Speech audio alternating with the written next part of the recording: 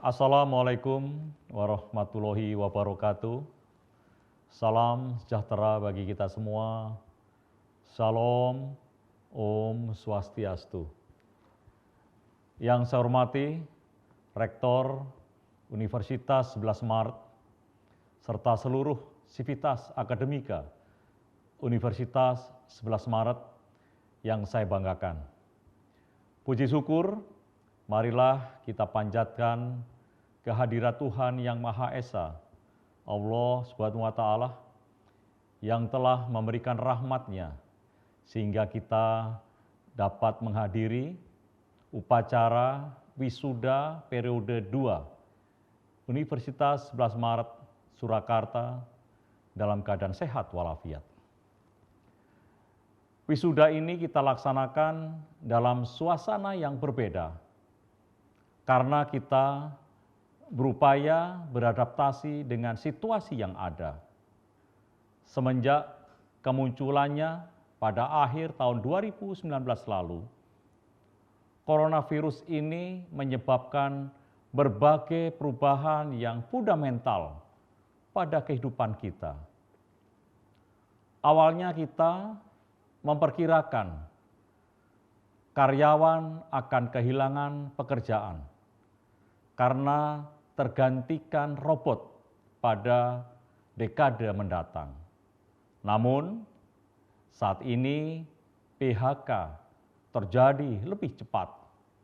Bahkan kehidupan keagamaan juga berubah.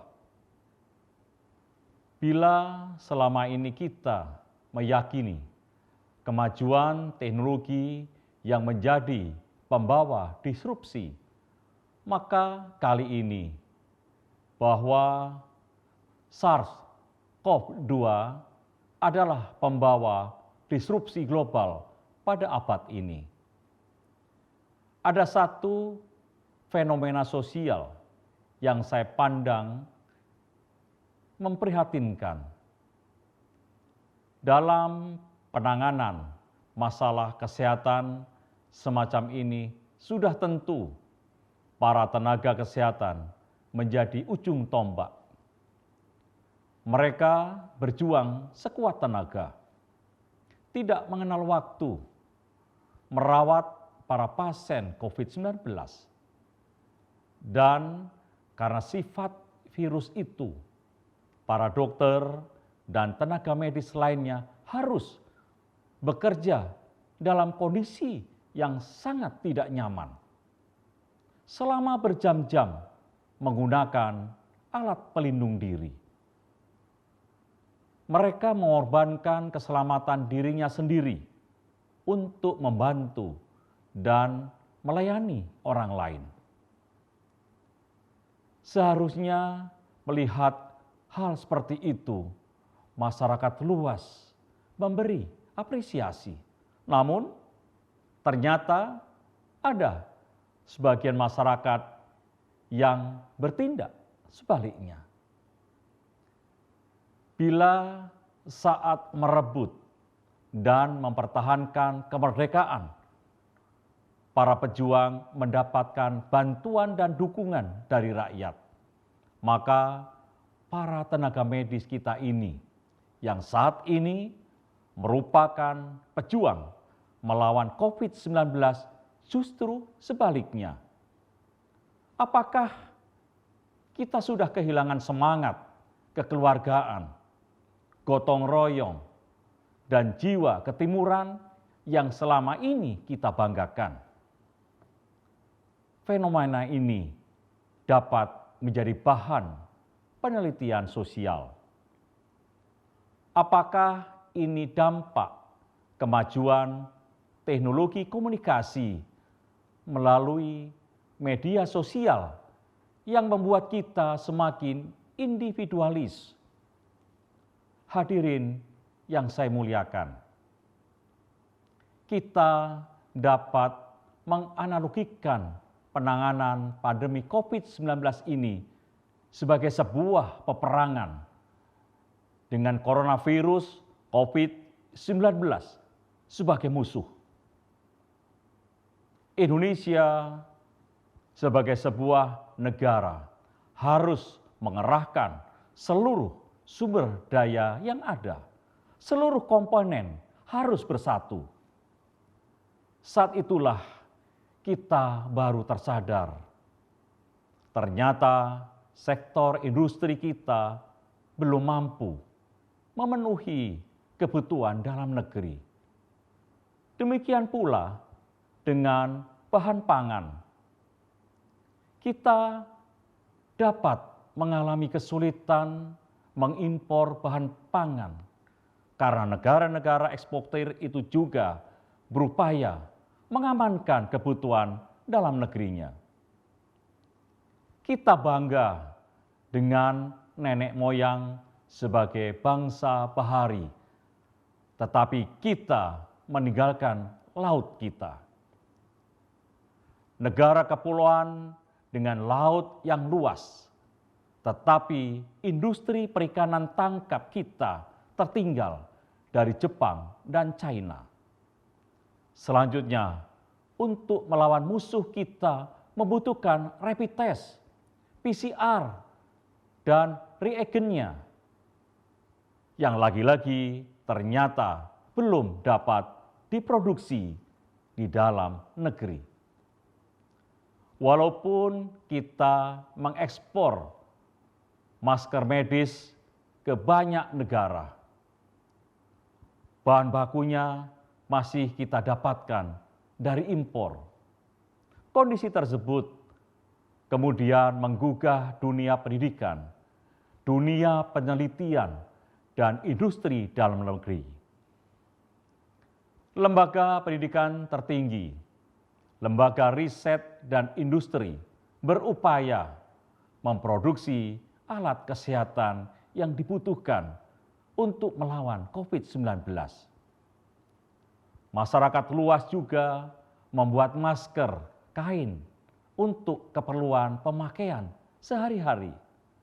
Sebagian masyarakat bahkan mendonasikan produknya. Semangat adaptasi kita tergugah.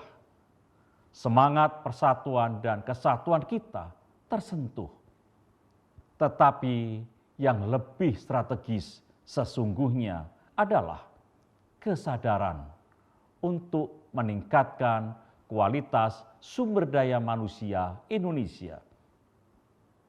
Presiden Joko Widodo mengatakan bahwa inilah saatnya kita berbenah, merapikan segala sesuatunya sehingga Indonesia dapat maju dan mandiri.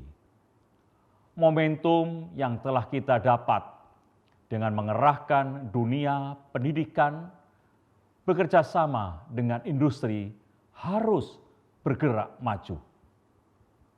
Kesadaran bahwa pertanian dan peternakan rakyat harus dibangun tidak boleh hilang. Demikian pula kebutuhan industri farmasi dalam negeri untuk menghasilkan obat-obatan yang dibutuhkan ratusan juta rakyat. Dengan potensi dan wilayahnya, Indonesia memiliki potensi yang dahsyat untuk menjadi negara maju. Saya yakin inilah yang menjadikan Indonesia sebagai satu dari hanya 3 negara yang akan memiliki pertumbuhan ekonomi yang positif pada tahun 2020 di tengah pandemi. Pekerjaan rumah kita sangat panjang. Kita dapat belajar dari sejarah. Tidak ada negara maju yang mencapai kemajuan secara instan. Semua itu butuh upaya dan kerja keras dengan kondisi sumber daya manusia yang unggul. Hadirin yang saya banggakan, negara-negara yang meraih kemajuan tidak terpuas dengan capaian sesaat. Mereka tidak berhenti dan berusaha untuk meraih lebih jauh lagi. Tidak ada yang besar kepala dan lupa diri saat dipuji pencapaiannya, apalagi kemudian berhenti belajar. Mereka juga belajar dari kegagalan, berani mengaku kekurangan, tetapi tidak menyerah memperbaiki dan menjadi lebih baik lagi. Sebetulnya cara berpikir itu sudah kita ketahui. Seluruh sivitas akademika UNS pasti mengetahui pepatah tuntutlah ilmu walaupun sampai ke negeri Cina, ataupun menimba ilmu itu dari buayan sampai ke liang kubur. Artinya, peningkatan sumber daya manusia tidak mengenal batas akhir karena ilmu pengetahuan yang selalu berkembang. Beberapa anak bangsa sudah menyadari pentingnya membawa generasi muda. Ada inisiatif membangun sekolah-sekolah unggulan, ada pula inisiatif mengantar proses belajar, mengajar sampai ke daerah perbatasan, daerah terpencil dengan mengkolaborasikan kearifan lokal. Pemerintah juga memberikan beasiswa sampai dengan program doktoral di dalam dan luar negeri. Intinya, upaya peningkatan sumber daya manusia sudah ada.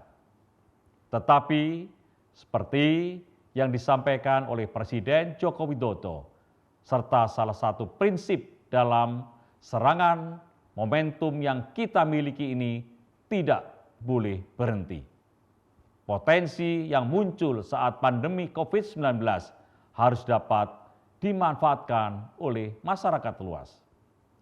Fakultas yang ada di setiap perguruan tinggi seharusnya tertantang untuk membangun kemampuan Indonesia menghadapi pandemi ataupun tantangan masa mendatang. Hasilnya pula, birokrat serta pelaku industri yang berkolaborasi dengan erat membawa kemajuan. Perekonomian yang ditopang dengan transaksi online harus lebih berkembang dengan produksi yang lebih variatif dan berkualitas. Transaksi yang lebih aman, serta kepastian pengantaran tepat waktu dan alamat. Pengetahuan dan kemampuan membangun toko daring itu akan merambah konsumennya di luar negeri. Proses belajar mengajar online dapat memacu para pembuat konten untuk menyajikan materi-materi menarik dan memudahkan siswa belajar mandiri. Di tengah situasi yang ada, banyak peluang yang terbuka dan akhirnya kita sadar. Yang tidak boleh kita lupakan juga adalah bahwa pendidikan tidak hanya soal mengajarkan ilmu pengetahuan, tetapi juga masalah pembangunan sumber daya manusia seutuhnya. Seperti dalam lagu Indonesia Raya, bangunlah jiwanya, bangunlah badannya. Artinya bahwa mahasiswa selain memiliki pengetahuan, juga sudah harus memiliki bekal budi pekerti, simpati, dan empati terhadap kondisi sosial yang terjadi di tengah-tengah masyarakat. Program seperti kuliah kerja nyata perguruan tinggi ataupun Lasitarda Nusantara yang dilaksanakan Akademi TNI dan Akademi Kepolisian merupakan salah satu upaya mewujudkan tersebut. Saya berharap dan tentunya seluruh masyarakat Indonesia berharap dari Sivitas Akademika Universitas 11 Maret Surakarta dan kampus-kampus lainnya akan lahir generasi penerus bangsa yang berkualitas. Saya ucapkan selamat kepada seluruh wisudawan. Bangsa dan negara menunggu kerja emas saudara di masa mendatang. Demikian yang dapat saya sampaikan pada upacara wisuda periode 2 Universitas 11 Maret Surakarta tahun 2020.